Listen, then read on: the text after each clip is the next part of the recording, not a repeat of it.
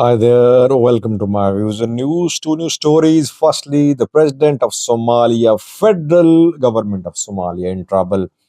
They made some big decisions, but one regional state is opposing these big decisions. If the decisions are not implemented, it would lead to serious friction between the federal government and at least two regional governments. Secretary Mahabi delivered a speech at the parliament today, and there he talked about the access to sea. I did a video on that. He talked about MOU with Somaliland. Uh, what did he say? Did he look committed to the MOU? Is it going to be implemented? Is it going to be delayed? So what was the overall body language of the Prime Minister when he talked about MOU and about tensions with Somalia? Before these two news stories, a few hours ago, a video told you that the reports in social media that Eritrea had closed its airspace to Ethiopian airlines are false, untrue. I did some work. I had to see flights data, flights which pass through Eritrean airspace, and then I reached this conclusion that Eritrea had not closed its airspace to Ethiopian airlines. And it's good to hear that Ethiopian Airlines confirmed my report. In a statement, Ethiopian Airlines clarified that Eritrea has not closed its airspace to Ethiopian Airlines. Those who spread false news, at least this they should make a correction. I won't say they should apologize. It should, at least they should make a correction. Viewers should demand correction from them.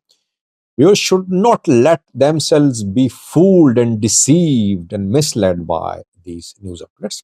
Yes, we make mistakes, but we should make corrections. Now, viewers, the president of Somalia is in trouble. He's making some big decisions without having some powerful federal member states on board. National Consultative Council, top body in Somalia, held discussions in Mogadishu. The meeting was chaired by President of Somalia, Hassan Sheikh. Hamza Abdi Bare, the Prime Minister, was there too. Regional presidents of Southwest State, Gulmudug, Hirsha Bale were there.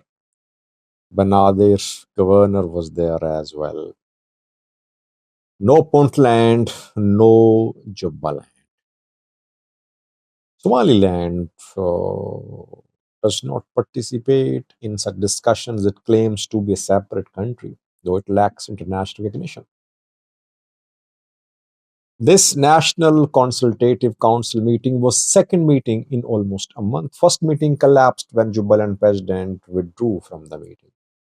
Second meeting was boycotted by Jubaland and Puntland. At the meeting, some big decisions were made about regional elections.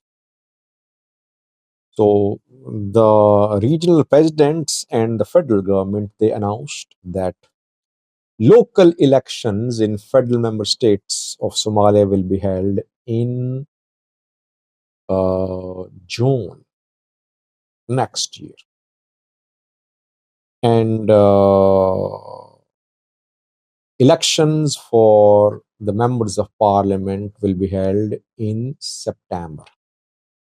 And the elections in regions will be one person, one vote elections, direct elections. We know that two regional states, Puntland, Jubaland, have been opposing the constitutional amendments which paved the way for one person, one vote in Somalia. Jubaland issued a statement. It rejected the schedule approved by National Consultative Council. It said elections will be held in Jubaland as soon as possible. No one person, one vote, rather indirect elections. Let's see. Now, Jubaland will hold elections in its region. What will federal government of Hassan Sheikh president do? Will it try to stop the elections? Will it take action, military action? That remains to be seen. Hassan Sheikh government will have to exercise its authority in federal member states. Federal member states are very powerful. They have connections with foreign countries too. Secondly, viewers, PM Abiy delivered a speech at the parliament today. He responded to questions of members of parliament. At the end of this 4 hour long speech, he talked about access to sea, he talked about MOU with Somaliland. When he talked about MOU, when he talked about Somaliland, Somalia, Ethiopia issue, he looked very charged, very excited. And he made it clear that no matter what happens, Ethiopia will gain access to Red Sea. We did not say when Ethiopia will gain access to sea. He said this generation or next generation will gain access to sea. But this is what Ethiopian national interest is. And this is a message for the entire world that this is what Ethiopia will achieve. He looks very determined, but no timeline mentioned, firstly. Then he said that no war. War is out of question. He ruled out the possibility of war to gain access to sea. Good thing. At least he's pursuing a peaceful path. He said that we're not considering war. We want to gain access to sea through dialogue, through peaceful means. Then he disclosed a letter about MOU with Somaliland. 50-year lease agreement is what Ethiopia and Somaliland agreed on in the MOU signed in January. He said that that Ethiopia proposed 100-year lease, but Somaliland agreed to giving its area to Ethiopia on 50-year lease. So it's a lease agreement. It's not annexation. People accuse Ethiopia of annexing Somali territories.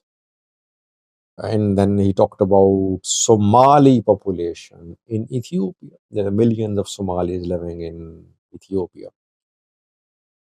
So he reiterated Ethiopian commitment to the MOU, Ethiopian commitment to its position about access to sea.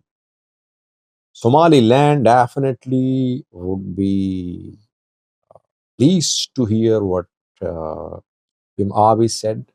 But Somaliland wants implementation of MOU as soon as possible. MOU is being delayed. Somalia is putting pressure upon Somaliland. And Somaliland is not sure what will happen if Somalia, with the support of Egypt, others try to tighten the siege around Somalia. Egypt, if you remember a few days ago, threatened to impose naval blockade around Somalia. Somaliland not sure what Ethiopia will do in case of Somaliland coming under immense pressure from Somalia and Somalia's allies. That is why it wants speedy implementation. PMAB is talking about next generations.